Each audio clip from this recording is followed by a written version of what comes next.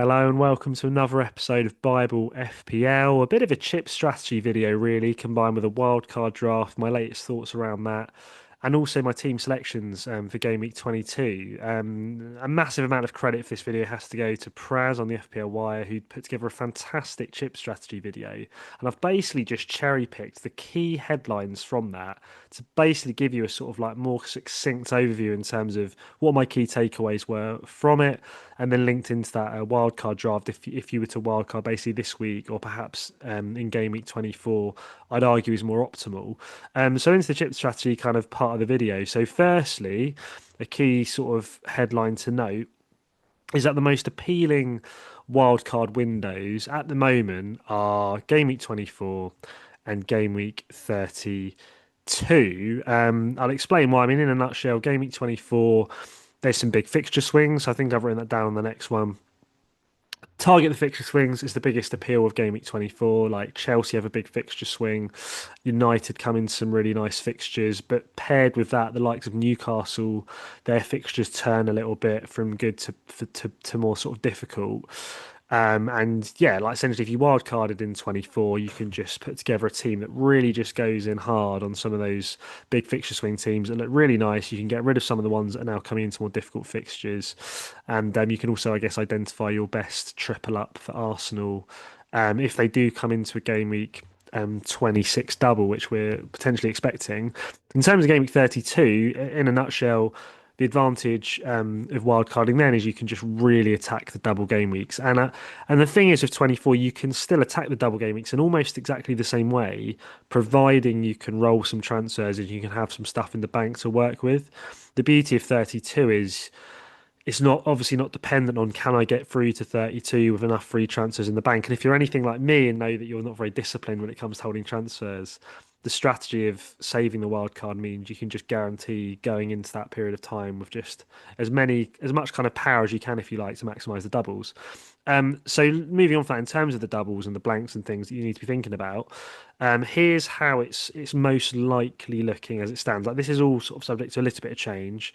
Um, but this at the moment is how it could well pan out. So Arsenal could well have a double game week 26. I think that depends largely on how they do in the cup game and if they can get through in the Carabao Cup. But if they can get through, I believe there's a very good chance they double game week in probably 26. I think it's 26 or 27, but it's most likely 26, which would be a lovely double. I think Wolves away and away to Brentford too. So we all want to be tripled up on Arsenal come then. So that's the initial thing you need to have in your mind. And then when it comes to later in the season, so there's probably going to be a blank game week 31. So if you go with the game week 32 wildcard strategy, you can basically dead end into game week 31. Dead ending basically means you sort of leave your team in an absolutely dire straits, but it gets you to, you basically get to 31. In that 31, if you wanted to punt on someone that you don't want long term, like you can just have that punt because you know you're not going to keep him. So you dead end into 31, and then in game week 32 you wildcard, and then the idea is you then go into a double game week 33. You can obviously set your team up for nicely. Then there's a blank game week 34, which you could potentially free hit in, and then there's another double game week 36, which could be another nice little double game week before a blank game week 37, and those ones are sort of in relation to the FA Cup teams, who gets the semi-finals and then who gets the final. And then finally on the summary sort of section, I've put together the most popular chip strategy summary. So I think for most people, the most popular thing, if you can, and I think if you're able to save the wild card, I think it's a really nice strategy still. If this all comes together as we're expecting, you wild card in 32, so you dead end in 31, you wild card into 32, you then straight out of the wild card play your bench boost. It's always nice to do that because there's less time for players to get injured and for your bench boost players to sort of go wrong essentially. So you bench boost in 33, which is also a double game week, which is lovely. So you might be able to bench boost some double game week players, which is always really fun and nice to do. Then in game week 34, I think whether you're wild carding now or later, that's when you free hit most likely, because the teams that double in 36 are also going to be teams that double in 33. So you kind of want to hold them if you can. So you free hit them out in their when they blank in 34. You then get them back for their double in 36, and then the blank game week 37 will be a smaller blank. So hopefully it's more easier to manage without the free hit. And I've put down here game week 26 triple captain robot, i.e. Haaland question mark question mark question mark, because Haaland, if City, I think, get to the final of the FA Cup, Haaland's double that game week would involve Burnley away, and if I'm right, I think it might be like home to Brentford, which are just obviously really is a really nice double game week. Like any double game week that involves Burnley, apologies Burnley fans, is a lovely double. And then yeah, I think because the double game week's in 36, that would mean they're also home to Brentford. So yeah, they basically get that fixture there. They play it there potentially. And that's just a really, really nice triple captain. And that's another thing you need to have in your mind because a lot of people are considering like if Saka was to get a double game week in 26, like we're expecting, people thinking, oh, that could be a nice triple captain option on Saka. And granted, I think it would be not a bad one, but he may get reduced minutes of Madueke. And, you know, is he as much of a sort of bullish player that's likely to score a brace or hat trick in games compared to the likes of Haaland? I think if you had a choice, you would go Haaland, wouldn't you? But obviously, it's all dependent on results and it's dependent on fixtures. The thing with Saka is if Arsenal do get that double, you know that double's happening and you know it's a guaranteed triple captain opportunity that you feel fairly happy with. But there is a chance later down the line, loads of other people will get a triple captain on Haaland for two, you know, even nicer fixtures for an even more bullish player, and that could hurt your ranks. So it's kind of weighing up these things, but it's helpful to bear in mind these are the sort of things that could happen. So that's the sort of chip strategy summary. I hope that's been helpful. Do comment if you have any questions about anything I've waffled out there. And yeah, just quickly, like with the fixture swings, just to highlight if you haven't noticed this already, I'll just quickly swing back to where we are now, sort of game week 22 onwards. So when you get to game week 24, like, I mean, even Bournemouth have a lovely fixture swing, to be honest. If you want to attack the Bournemouth fixtures, Arsenal's fixtures are good from now, to be honest. But it's Chelsea, it's this run of four here that's just delightful. One thing to bear in mind, though, is look, come here which will come round. Game week 28, away to Arsenal, away to Villa, home to Newcastle, away to Everton. And that's tricky. And I think a lot of people are talking about triple Chelsea, but you've got to bear in mind with either chip strategy, you know, you're still going to have to navigate through these fixtures with Chelsea assets. So I'm leaning towards perhaps double Chelsea's to play, and then it's more easy to get off them come here. So that's something to bear in mind. You also want to bear in mind Palace have some really nice fixtures coming up, and even from now, it's not bad. It's just a shame they're not playing so well, but you probably want some coverage, like, you know, at least here, whether it be a Palace defender or even a Mateta you might fancy a punt on. The other big fixture swing in 24 is Man United. So home to Fulham onwards looks really tasty. And then Burmo's back from AFCON now, so you may even be tempted by a double up of like Bruno Fernandes and Brian and Burmo. And that's where if you're wildcarding in game week 24, come then, a Brian and Burmo, Bruno Fernandes double up actually might look really nice. So it gives you those options to attack these sort of fixture runs in a way that people who are holding their wild card might not quite be able to get to that same level of aggression when it comes to, you know, maybe the best triple up on Chelsea, a really nice double up on the United midfield, as nice as that can be with United, the best possible, you know, Arsenal triple up ready for what could be a double game week 26. Like, I think there is a lot of merit to 26, sorry, game week 24 wild card, or now if you really need it urgently. But I still just think with the chip strategy chat, if you can hold it, you'll thank yourself to have a real like load of fun in this run, and you could well get even more upside in waiting until this run. And I think it's things like this that mean you might have more of a chance of holding the wild card because Rosenior has recently come out to say basically in their upcoming cup game that the likes of Reece James, Gisto, and Cole Palmer, most importantly, are being managed. So Palmer's recently had a bit of surgery on his groin, hasn't he? There was an issue around that. It sounds like he's still being managed. It just concerns me. I showed you on the last video how congested the Chelsea fixture run is. You know, how good are his minutes going to be? If he does aggravate an injury, you know, it's a lot of money to put in a player and structure a whole team around that could get reduced minutes, could get an injury. It is a bit of a gamble getting Palmer for this fixture run. But it's another reason why I think Game Week 24 wildcard is nice because there's a few more weeks of information then between now and then where you can see like, okay, what is the sitch of Palmer? What is the sitch of the Chelsea assets? As in, if you're going to wildcard anytime soon, I think you try and save it till 24 if you can. But then, like I said, come then, it might be even clearer that Palmer is actually a huge gamble to go for. Maybe just having Enzo Fernandez and maybe a Chelsea defender like Chalobah is perfectly fine and enough for this little run here, which you might be able to get to happily with free transfers. It's exactly the sort of situation with my team. If I skip ahead to my team selection on the main team, for the coming weeks, where I'm strongly considering wildcard, and I might still end up doing it. So I've got a couple of Newcastle assets. Bruno, I think I can hold a lot more easily than Hall.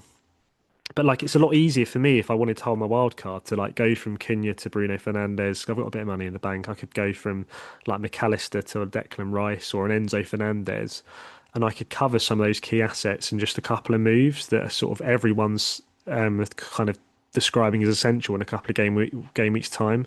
I wouldn't have quite the same level of aggression when it comes to sort of covering loads of different assets from some of these nice fixtures, but I may well have enough to get me by. And people like Bruno that those people are selling actually could end up still doing really well over this run. And this is another conversation I wanted to mention. With the DEFCON this year, there's so many assets this season who are just ticking over sort of fixture regardless. And I feel like someone like Bruno Guimaraes, the likes of Anderson of Forest, the likes of even Tarkowski for Everton, Michele of Sunderland, like these players will just keep ticking over because they've got the DEFCON potential, they've got the clean sheet potential, they've got some attacking returns potential, there's lots of different routes to points now of the DEFCON in the game, and therefore I think a team on paper that might a few seasons ago would have looked a lot less optimal than a wildcard team. Now actually the margins are a lot closer, and you may find over this run you've ended up with similar amount of points or only slightly less than those that have kind of played their wildcard early, and then come the double game weeks, that's where you can get the big gains. So that's another thing I wanted to just mention briefly. A wildcard draft I put together then. So I think, like I said, ideally you probably save this for 24 if you can with more information and stuff. But if you're desperate to go early and your team's looking at absolute state, this is what I've put together. So I've got Robert Sanchez in goal. I just think for that Chelsea fixture run, it's just really nice, a really nice, easy way of covering that defence, assuming he's still Rossini's number one keeper. Again, a couple of game weeks of information. If you can hold the wild card till 24 if you need it, would be a good idea. And Dubravka, just the best 4 million goalie in the game, no brainer. Into the defence, so Gabriel and Timber, we've got the double up on the Arsenal defence. Gabriel, obviously, no brainer. Timber, great asset, don't need to talk about them too much. Munoz is in there again, a couple more weeks of information. Come 24, Munoz could be completely back and fit for Palace. Like I said, there are some nice fixtures coming up for Palace. He's such an attacking player, has a bit of DEFCON too. He's just a phenomenal FPL player. And I just think having those three, like Munoz, Timber, and Gabriel playing every week, is just really nice. So that's why I've got him in there. Senesi's in there because I've got the money in my team. I thought, do you know what? He's a DEFCON monster. They've got great fixtures. If you need to play him on a given game week over this fixture run, particularly from 24, he could do a really nice job for you. In worst case, they concede like they keep conceding. He may well get you some 4 pointers, some 3 pointers with the DEFCON. Like, it does a job for you. And when he gets the clean sheets in the DEFCON, it's like 10 pointer instantly kind of thing. So if I've done my maths correct, maybe it's an 8 pointer, but then with a bit of bonus, could be a 10. So yeah, Senesi's a lovely little player to have potentially in the team. And then Michele, I've talked about before. Number one, he's great value, good for Defcon. Sunderland are brilliant at home. But number two, FPL Nightmare has clocked this recently. He's kind of given me some credit for clocking it, and someone that commented also clocks this little rotation. But the Michele Bruno Guimaraes rotation is so lovely because they're like two local like derby teams. They have to play their home games in alternating weeks. And the fixture runs between now and the end of the season, particularly for the home games for Newcastle and Sunderland, is generally really nice. So you can basically play Bruno, say, in all the home games. You could play Mukiele in all his home games, and you just keep swapping them around in the team. And even here, like on a week where you're like, okay, I don't really fancy Mukiele home to Liverpool. Well, Bruno Guimaraes away to Spurs isn't actually a bad fixture this season. And then again, like home to Brighton, as a Brighton fan, I back us to maybe get a goal in that fixture. But then Bruno Guimaraes, away to Chelsea, it's not too bad. He could get Defcon in the game. He could get a goal. Like, he's a sort of player you don't mind playing in most fixtures. I wouldn't want to play him ideally in City away, but I'll let Mukiele's home to Fulham. That's really nice.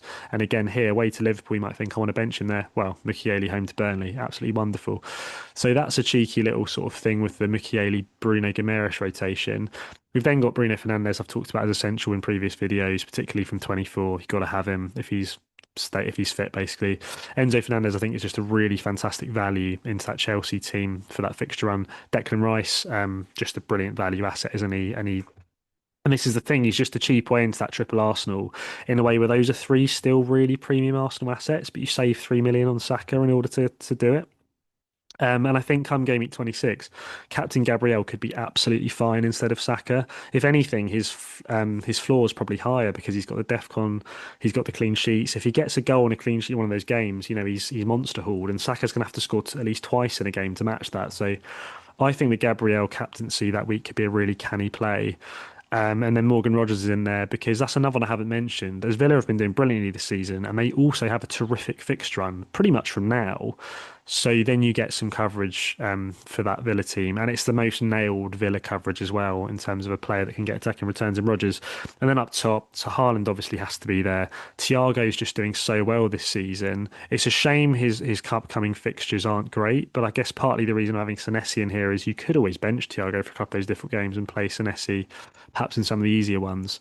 But then I think, and this was in the last video about Thiago, like you don't have to buy him right now unless you're on wildcard. I think then you want him, but I think it's from here really you really want the guy. Just a bonus point on Thiago. Like if you don't have him ready, I think you can wait till here. But if you're wildcarding, I think you just get him in because he's just such good value, doing so well this season. And then Mane's in there of Wolves because he's just very cheap enabler. And if Arsenal double in 26, it would also be Wolves probably doubling in 26. So I thought you could just play a cheeky Mane for the double game week that game week, and see how he does. Roll the dice on him, and maybe he gets you a goal or two over the two games, and you're laughing, aren't you? Even with the appearance points alone, he's like a guaranteed 4 pointer, providing he doesn't get booked. So that's why Mane's in there for monetary reasons, but also you might get a cheeky double game week out of him. Just quickly, sort of, I suppose, before the video is too long, I'll just come into my team selections. So on the main team for this coming game week 22, I'm probably going to roll the transfer. I just think I've been talking about getting more information and things regarding which players to target. Also gives me another game week, yeah, to assess do I want a wild card or not. I think the team looks fine this week, so I've got some Liverpool players in there for that Burnley game. I don't want to sell before that. Newcastle still have a really plum fix this week for me of Hall and Bruno. Like, I think the role of the transfer for me, like I think Cunha could do something at home to City. It's a derby game. They are at Old Trafford. And then like next game week, I can look at, okay, right, what do I really want to do? And then maybe even the week I roll again, and then come game week 24, I've got three free transfers, and then I have a serious decision to go, right, do I wild card, or can I actually cover the main things I need to cover in 24 of my three free transfers and be happy enough to then, play it free till the likes of 31 for that really nice chip strategy wild card from game week 32. So that's the current thinking with the main team. As for the Bible FPL team, so Murillo's going to go this week, probably for Mark Gay, because it's long overdue him not being in this team. He's just perfectly suited for the whole way this series works for this particular team. And then Lucas Paquetá, has been some news about him getting transferred away from West Ham. I mean, he's a player I've not been loving holding, to be fair, other than when he got me a nice little haul against Brighton. So if he's going to still play against Spurs, I may just bring in Mark Gay and play him against Spurs. Because I can't really quite afford to get to anything else that's that appealing. But come game week 24, I've looked at it. I can get to this with the Bible FPL team, so I can get in Chalobah alongside Gay. So I'm basically playing a 4-3-3. Enzo Fernandez can come in. He's a Christian lad that will work nicely for the series.